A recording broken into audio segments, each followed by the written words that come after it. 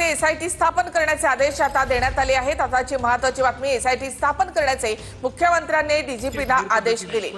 अजित पवार असतील, सुनील तटकरे असतील, हे धनंजय मुंडेला घेऊन बसतात, कुठेतरी यांना देखील लॉबिंगला हे बघा तटकरे साहेबांनी अजितदादांनी काय निर्णय घ्यायचा तो त्यांनी घ्यावा, परंतु वस्तुस्थिती जी आहे तिथे माझं मत आहे की त्यांनी जे आहे त्यांचे कोणीही विश्वासातले माणसं पाठवावे।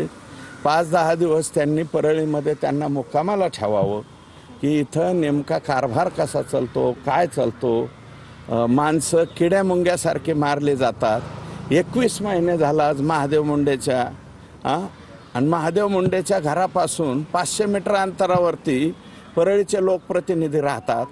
मग त्यांना जाता येत नव्हतं का आत्तापर्यंत महादेव मुंडेंच्या घरी? मी गेलो तर आम्हाला काळे झेंडे, महादेव मुंडेंना भेटायला का आले म्हणून काळे झेंडे दाखवतात। आणि तुमच्या घरापासून 500 मीटर अंतरावरती महादेवचं घर आहे। मग 21 महिन्यामध्ये परळीच्या लोकप्रतिनिधींना सवड कशी भेटली नाही त्यांच्याकडे जायची? जायला हवं होतं ना। तुम्ही अजित पवारांनी किंवा कुणीतरी विश्वासातलं माणसं पाठवा असं म्हणताय, तुम्ही सरकारमध्ये आहात, तुम्ही माहिती सदस्य आहात, तुमच्यावर विश्वास नाही अजित पवार? आम्ही आमच्यावरती विश्वास आहे ना, आम्ही बी बोलू ना काय जे चाललेलं आहे। आता माणिकराव कोकाट्यांच्या बाबतीत ठराविक कोण बातम्या बनवतोय, काय बनवतोय, हे सगळ्या चाले आम्हाला कळतात ना।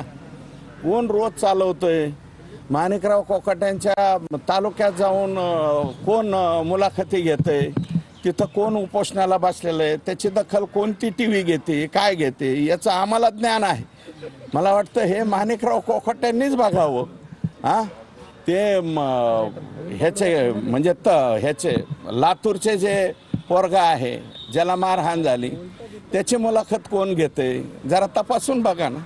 त्याच्यावरून कळतंय ना हे आयडिया कोणाचे आहेत, डाव कोणाचे आहेत, गेम कोणाचे आहेत। अण्णा, तुम्ही खालच्या म्हणजे दुसऱ्या फळीतल्या पोलीस अधिकाऱ्यांवर सुद्धा आरोप केले होते की एसपी बदलले पण खालची यंत्रणा अजूनही त्याच मानसिकतेमध्ये काम करते। हो, आता सीएम साहेबांनी सांगितलंय की असे जे कोणी लोक आहेत चुकीचे ते तांदळाच्या खड्यासारखे वेचून बाजूला काढा आणि काही लोकांना बीड जिल्ह्याच्या बाहेर सुद्धा पाठवण्याचा निर्णय त्यांनी घेतला। मुख्यमंत्र्यांनी सांगितलंय की पूर्ण गुन्हेगारी जी आहे ती आम्ही मुळासकट टाकू। हे बघा, आता काही प्रमाणात श्वास परळीतल्या लोकांनी सोडलेला आहे, निश्वास। थोडंसं आता परळीमध्ये जे मोठमोठ्याल्या गाड्या आहेत, बुलेट ज्याचं सायरन फोर मोठ्यामध्ये वाजत होतं ते आता वाजायचं कमी झालंय।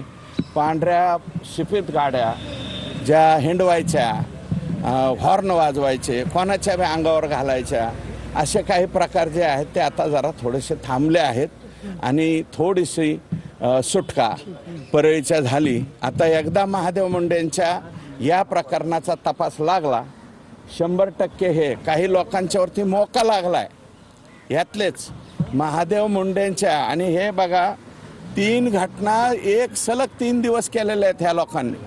पहिल्यांदा पुजारीला मारलं 307, दुसरं संजय सातभाईला मारलं 307 20 ऑक्टोबर, ही 19 ऑक्टोबर आणि 21 ऑक्टोबरला महादेव मुंडेंचा काटा काढला या लोकांनी। एसआयटी स्थापन झाली, मुख्यमंत्र्यांनी आता आदेश दिले एसआयटी स्थापन करण्याचे। मुख्यमंत्री महोदयांनी स्पष्ट आदेश दिलेले आहेत। पंकज कुमावत यांच्या अध्यक्षतेखाली या 3 लोकांची नावं त्या ठिकाणी आणि डीजी साहेबांना फोन करून सांगितलं जे निवेदन ज्ञानेश्वरीताई मुंडेंनी त्यांना दिलेलं आहे ते निवेदन तात्काळ त्यांनी जे आहे ते डीजींकडे पाठवलं आहे, स्पेशल मेसेंजर पाठवला आहे आणि याची ऑर्डर काढा म्हणून सांगितलं। एक शेवटचा प्रश्न, ज्या पद्धतीने तुम्ही सगळी भूमिका मांडताय, लढा हात देताय, जर धनंजय मुंडेंना पुन्हा मंत्रिमंडळात घेतलं तर मग तुमची काय भूमिका? लढायला अपयश नाही, आम्ही आमच्या पातळीवर माननीय मुख्यमंत्र्यांना जे बोलायचं ते बोलू।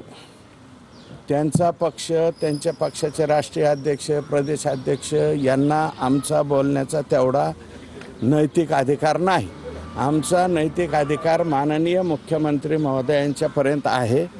हे जे लोक अतिशय चुकीच्या पद्धतीने वागतात त्यांच्या स्वतःच्या मतदारसंघामध्ये इतक्या निर्घुणपणे एका पाठोमागे एक बालाजी मुंडे, बापू आंधळे, महादेव मुंडे, संतोष देशमुख याच्यामध्ये बी यांचेच सगळं सांभाळणारे माणसं आहेत.